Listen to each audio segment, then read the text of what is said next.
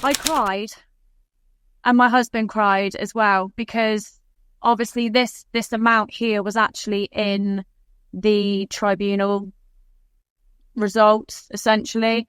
So obviously I went and told him, and I basically said, we've won, from going to...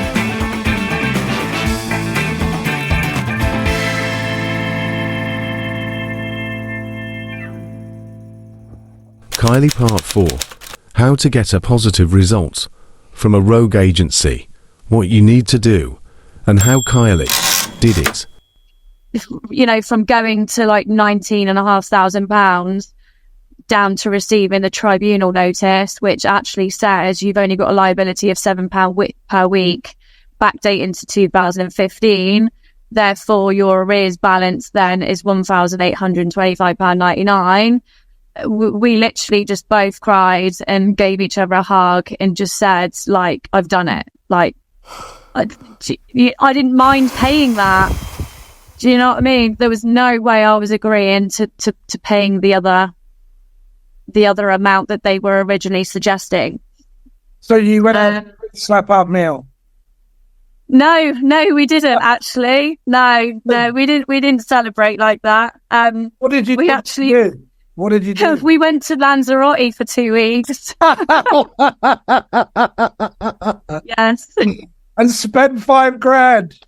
No, Yeah, absolutely. That's exactly what you should do. Once you've gone through something like that, is get away from it all. Yeah. But again, as I said, we were very lucky that the independent case examiner picked up our case pretty much at the same time. And they had sent us a letter with all the details, and obviously there was quite a lot of complaints that I'd put forward, like failed callbacks, maladministration, the fact that we were put on collect and pay incorrectly. There was a number of elements that, in complaints, parts of complaints that were actually upheld. And they had done their full investigation, and they had put it in our favour, and we were awarded compensation. You were awarded compensation as well? Yeah. How much compensation that you were awarded? I'd rather not give that information.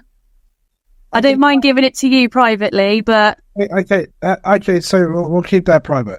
But, wow, that's amazing. And what would you say to people who are struggling with the CMS? They've got a wrong calculation, they've got arrears that they just simply do not owe, that they've got information and evidence that they've provided to the CMS, and they've also saw recalculations, they've made complaints. What would you say to these people? What advice could you give to those watching this video right now? Okay, so, it would be quite a bit of advice. So first things first, I would make sure that you get a formal complaint in regarding your situation. Definitely get your MP involved. Every bit of correspondence, always use your MP. If you're still not satisfied with your formal complaint and the process and anything that they've done, then definitely contact the independent case examiner. But again, there's going to be like about a 2-year delay with that one. Be very vigilant in the fact that you've only got a certain amount of time as well from each process. And once you've received liability notifications for your child maintenance, if you don't agree with it, make sure that you always request a mandatory reconsideration. Once it's rejected, you must appeal within 32 days and just start the process. Just keep on at them all the time. Yeah.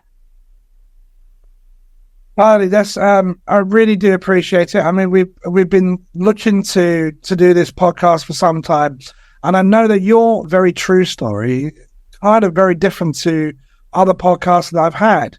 And also we've connected through different groups and other activists as well in relation to the CMS.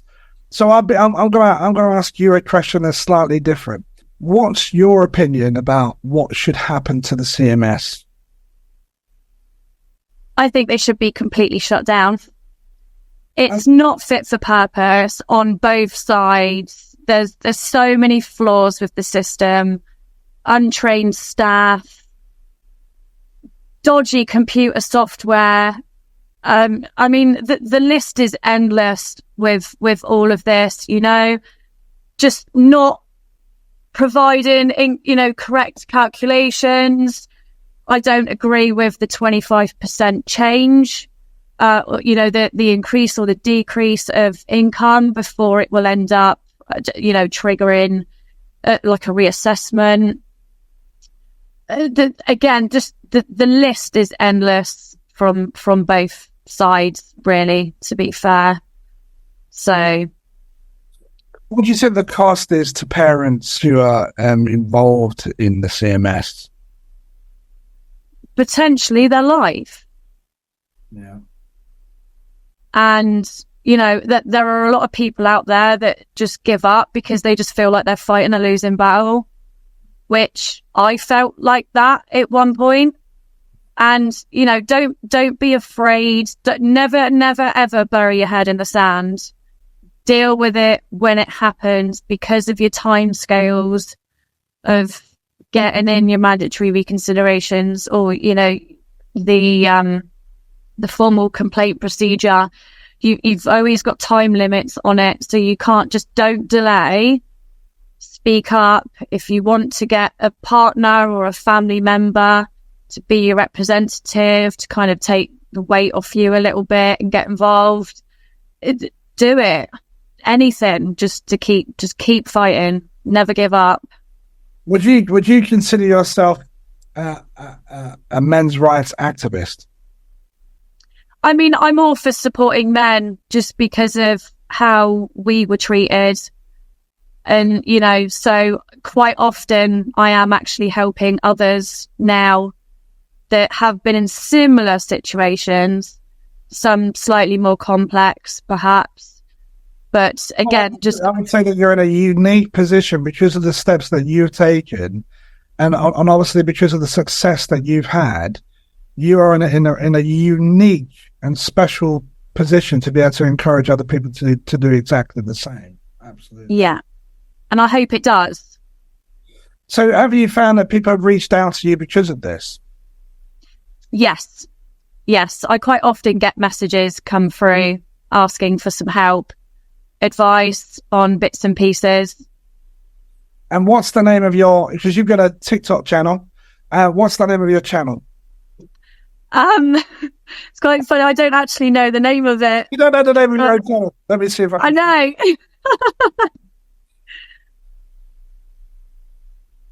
And do you have another? You got your TikTok channel, but do you have another channel that you no. share information about the CMS? No, it's purely just TikTok. So if they at the moment. So I think your name is Kylie on there. Yeah. TikTok. So if you do know Kylie already or haven't already, please check out her channel. She's got lots of stuff about the CMS. Plus, she does lives. I know that you've done lives before. And is obviously got some very interesting and factual information, and also steps that you can take to be able to challenge the CMS if you're going through a similar situation, or you recognize that Kylie's situation is similar to yours. Kylie, I always give my guests the last word. So what do you want to say? All I can say is to everybody who's watched this, keep going, and that we believe that change will happen at some point, but just keep fighting.